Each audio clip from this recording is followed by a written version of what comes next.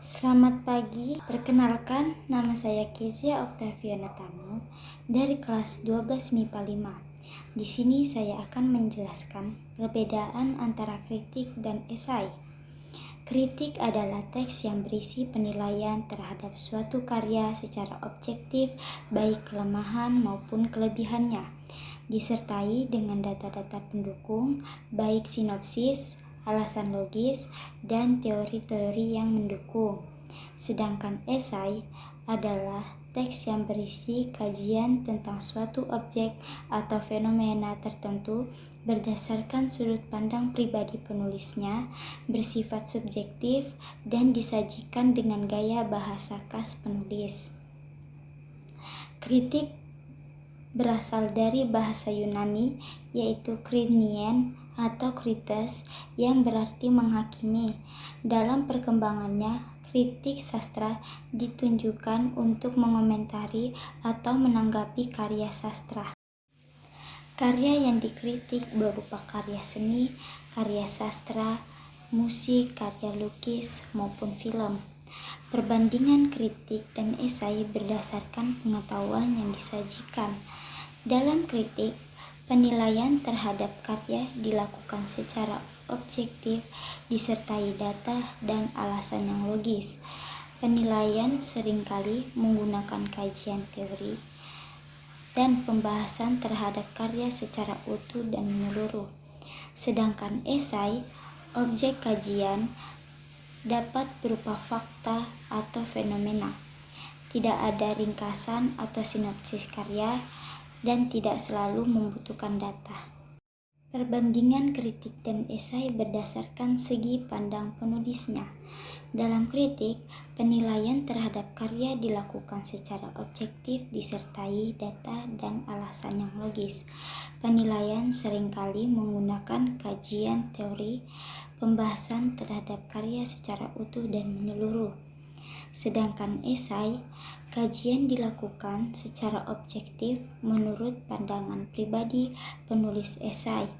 Jarang atau hampir tidak pernah mencantumkan kajian teori, dan objek atau fenomena yang dikaji tidak dibahas menyeluruh, tetapi hanya pada hal yang menarik menurut pandangan penulisnya.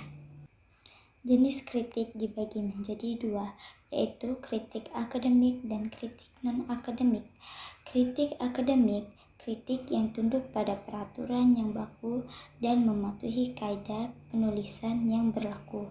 Sedangkan kritik non-akademik tidak terlalu terikat pada kaidah penulisan namun tetap baku. Kritik berdasarkan tujuan dibagi menjadi tiga, yaitu kritik pemaknaan, kritik penghakiman, dan kritik penilaian. Yang pertama, kritik pemaknaan bertujuan untuk mengejar makna dan menganalisis, mengidentifikasi, dan mengevaluasi. Yang kedua, kritik penghakiman, kritik yang memberikan keadilan. Dan yang ketiga, kritik penilaian bertujuan menimbang baik buruknya suatu hal dengan menentukan nilai hakikinya. Jenis esai berdasarkan tujuan penulisan, yaitu esai cerita, esai paparan, esai argumentatif, esai lukisan, dan esai ajakan. Jenis esai berdasarkan keragaman permasalahan yang muncul, yaitu esai deskriptif, esai cukilan waktak, esai tajuk, esai pribadi, esai reflektif, esai kritik, dan esai artikel penelitian. Ciri-ciri kritik dan esai. Kritik memiliki ciri-ciri bersifat menanggapi atau mengomentari karya orang lain, menunjukkan kelebihan dan kekurangan, memberikan saran, perbaikan, dan bertujuan menjembatani pemahaman pembaca dengan karya sastra bersangkutan.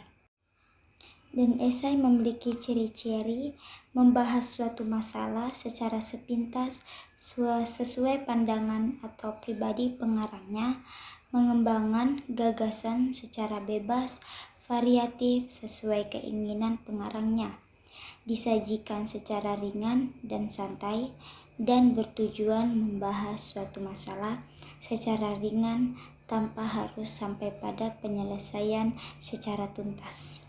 Kemudian menyusun kritik sastra.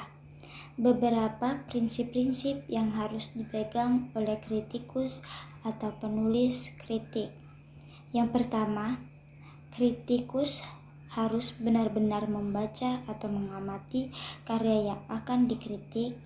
Yang kedua, kritikus harus mengumpulkan data-data penunjang dan alasan logis untuk mendukung penilaian yang diberikan. Yang ketiga, kritik yang disampaikan tidak hanya mengungkap kelemahan. Yang keempat, kritikus hanya membekali diri dengan pengetahuan tentang karya yang akan dikritik. Dan yang kelima, jika diperlukan, kritikus menggunakan kajian teori dan relevan untuk mendukung penilaian. Struktur kritik sastra ada 3 bagian. Yang pertama, pengenalan isu atau tinjauan karya. Yang kedua, pemaparan argumen. Dan yang ketiga, penilaian dan rekomendasi. Bagian pengenalan isu atau tinjauan karya berisi identitas buku yang dikritik dan sinopsisnya. Sedangkan di bagian pemaparan argumen berisi hasil interpretasi, dan di bagian penilaian dan rekomendasi berisi kelebihan dan kelemahan karya yang dikritik. Struktur teks esai dibagi menjadi 3, yaitu pendahuluan, isi, pembahasan, dan penutup atau kesimpulan. Selanjutnya, kaidah kebahasaan kritik sastra dan esai. Yang pertama, menggunakan pernyataan-pernyataan persuasif. Yang kedua, menggunakan pernyataan yang menyatakan fakta.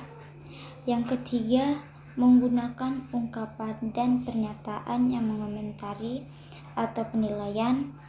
Yang keempat, menggunakan istilah teknis yang berkaitan dengan topik yang dibahasnya. Dan yang kelima, menggunakan kata kerja mental. Langkah-langkah menyusun esai. Yang pertama, menentukan topik yang sedang populer diperbincangkan. Yang kedua, melakukan riset atau tindakan meneliti, menggali, menyelidiki, dan menafsirkan suatu topik pembahasan. Dan yang ketiga, menulis dan menyunting memperbaiki tulisan. Demikian dari penjelasan yang saya sampaikan. Saya ucapkan terima kasih. Selamat pagi.